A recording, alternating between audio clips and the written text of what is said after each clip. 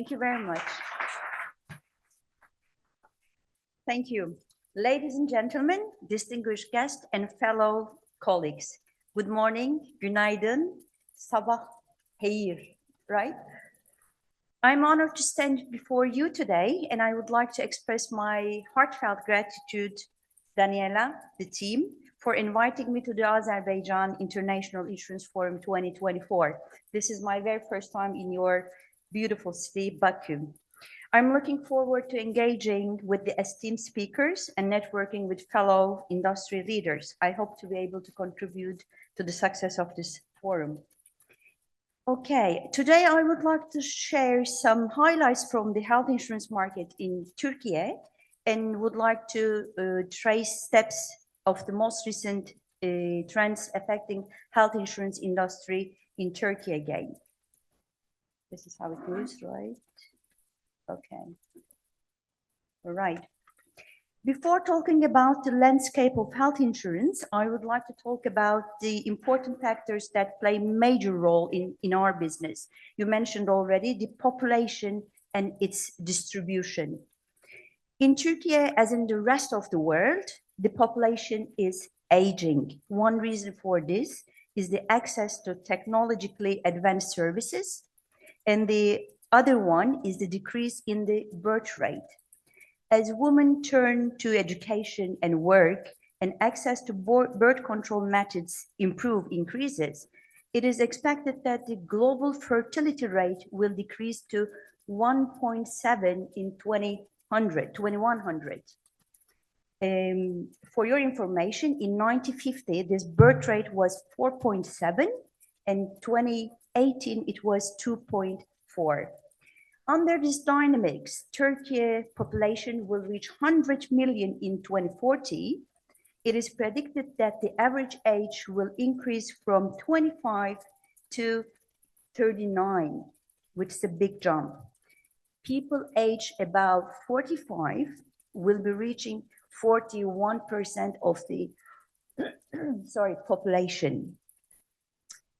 The most striking result, obviously, of this prediction is that a larger population will need health services and for many more years to come in the upcoming periods, which would also translate into higher health costs for every stakeholders for the landscape.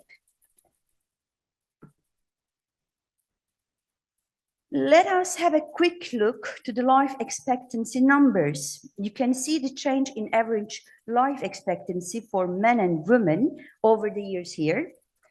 Interesting thing, this is valid for Turkey, while the average life expectancy increasing from 73 to 78 in the last 20 years, the gap between men and women is increasing. Women in Turkey lives longer than men. Noting that the subject number is 80, around 80s in high income countries, we have this slide on the right. I guess the relationship between economic welfare and life expectancy is not a surprise for any of us.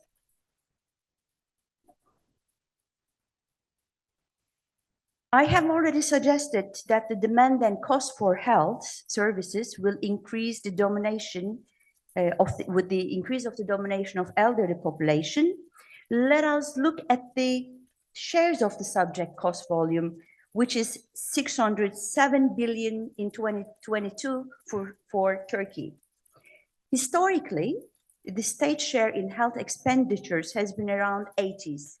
In Turkey, while the share of the insurance sector has been only around 2.7, 2.6. Following the pandemic, household payments has increased by 2.6 points in 2022, reaching the level of 18.5, which means out of 100 units, 18.5 is paid from the pocket of the householders. When we look at this equation and work practices, you can easily see that the insurance market share in Turkey is to the gross national product ratio remains at a very low level. While countries such as Switzerland, United States, Slovenia, and Canada have a share of 1% and above. Turkey with 0.2% is well below the average. With that picture, as Turkish health insurers, we believe that there is a high potential for growth for our sector.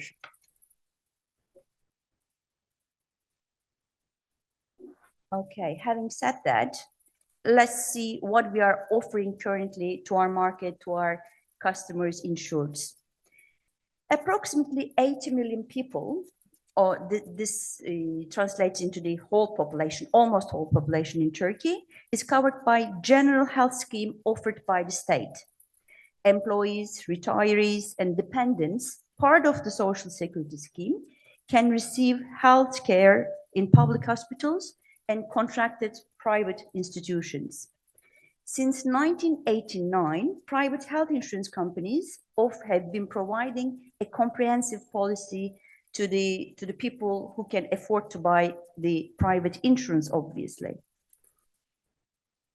This number stayed at a level of 2.6 million since then, with a very large corporate employer payment schemes, unfortunately. And since 2012, the complementary health product has been introduced to the market to cover households' out-of-pocket payments, supporting, obviously, affordability and providing access to the private hospitals. In addition to those two major products, we have travel insurance, critical illness cover, and emergency health, which also covers almost 2 million insured policy in Turkey. This slide covers the full range of traditional products, but what will take us to a further growth in our business would be innovative practices, which would support the lifetime health partnership with the insurance buyers. I will try to talk about these trends a few slides later. But before going into those new trend topics, let's look at the effect of the pandemic, how the complementary business has grown, and what is the percentage. The insurance, the number of insured in Turkey is around 6 million. Only 2.4 million comes from the comprehensive. The other 4.4 is coming from the supplemental business, which is more affordable. The fact that the average size is around 1/3 of the comprehensive justifies the affordability and explains the rapid growth in the era of pandemic. Okay, that was the landscape. That was what we are offering in Turkey to our customers. But of course, there are more to come. There are trends to be followed. Wellness is the trend topic, obviously. Wellness involves proactive choices and practices to achieve a healthy and fulfilling life. The key aspects are physical health. We can talk about physical health, which means exercise, nutrition, sleep, medical care, obviously. Mental wellness, stress management. Social wellness, building healthy relationship. Emotional and environmental and spiritual wellnesses are the other key aspects of the wellness. While wellness focuses on proactive and holistic health maintenance, insurance provides a safety net against unforeseen risks and financial burdens, obviously. Together, they create a comprehensive approach to health and well-being. So what is the intersection of wellness and insurance? First, preventive care. Insurance plans cover preventive services that promote wellness, such as vaccinations, screenings, and annual checkups. Wellness programs. Many insurance companies offer wellness programs to encourage healthy lifestyles, such as gym memberships, smoking cessation, and weight loss initiatives. Those are only few examples. Cost reduction. By promoting wellness and preventive care, insurance companies can reduce the overall cost of healthcare claims and improve the health outcomes of their insured members. Last but not least, chronic disease management, obviously. Wellness initiatives can help manage and prevent chronic diseases, reducing the long-term financial burden on insurance providers. There are examples of those practices. Employee wellness programs, for example. Many employers provide wellness programs as part of their health insurance benefits to improve employees' health and reduce healthcare costs. And there are insurance incentives. Some insurance plans offer lower premiums or discounts for participating in wellness activities and maintaining a healthy lifestyle. What are the benefits of those incentivized health programs? We mentioned obviously about improved health outcomes, reduced healthcare, but there are also other elements like increased employee productivity. Healthier employees, those are the results of the statistics. Healthier employees tend to have higher energy levels, better focus, and reduce absenteeism, which is important for all the employers, contributing to a greater workplace productivity. There would be obviously enhanced employee engagement and satisfaction. Offering health incentives can improve employee morale and satisfaction, leading to higher retention rates.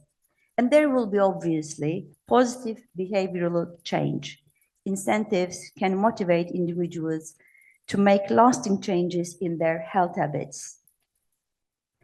There are, of course, elements to introduce those behavior. How we can make these things work? Rewards and incentives, financial incentives, for example, cash rewards, as mentioned, reduced insurance premiums or contribution to health saving accounts. One other element, non-financial rewards, gift cards, fitness trackers, gym membership, or discounts again on health-related products and services.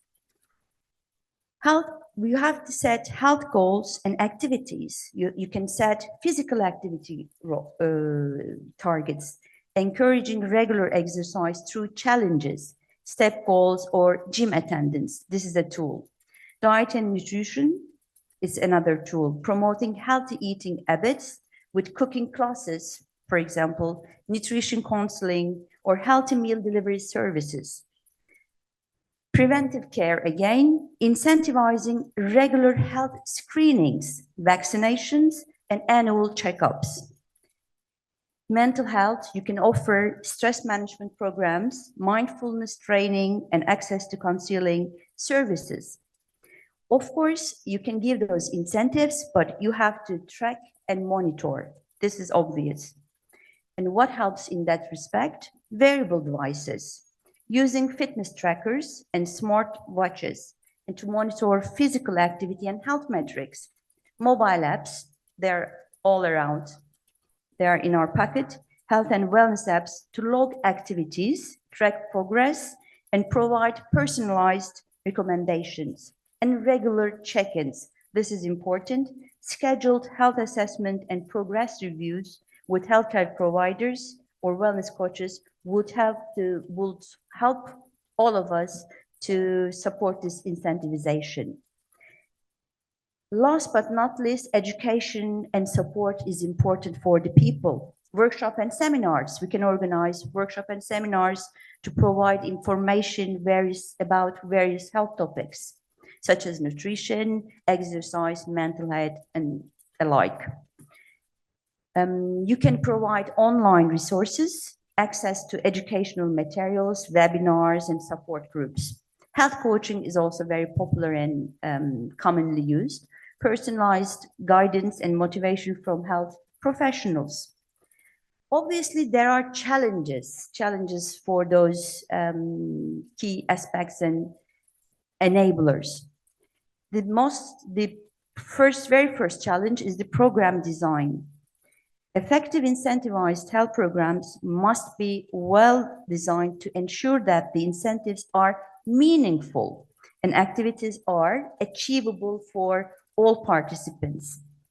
You have to ensure the high level of participation and sustained engagement can be sometimes challenging for the people, as we know from ourselves. Programs must be surely engaging and provide ongoing motivation. Privacy and data security is also important for these incentivizations.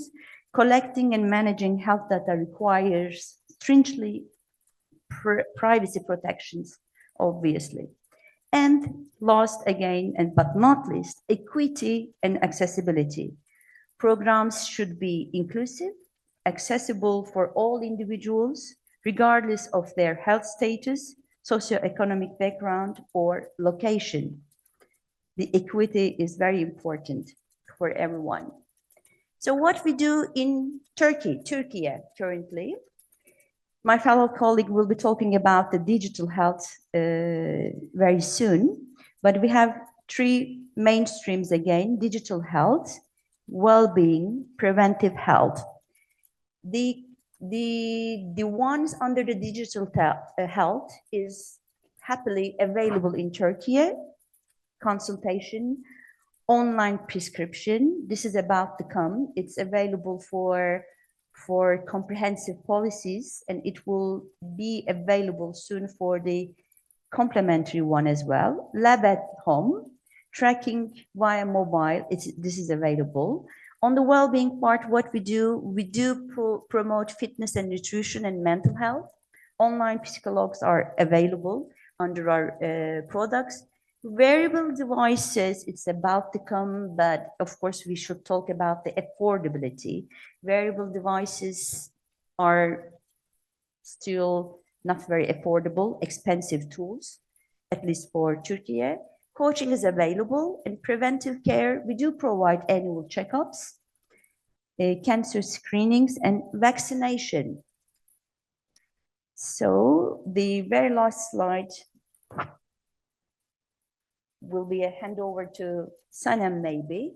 This is the digital health entrepreneurs map in 2022. So you see there are many entrepreneurs active in Turkey trying to change the health landscape for the future.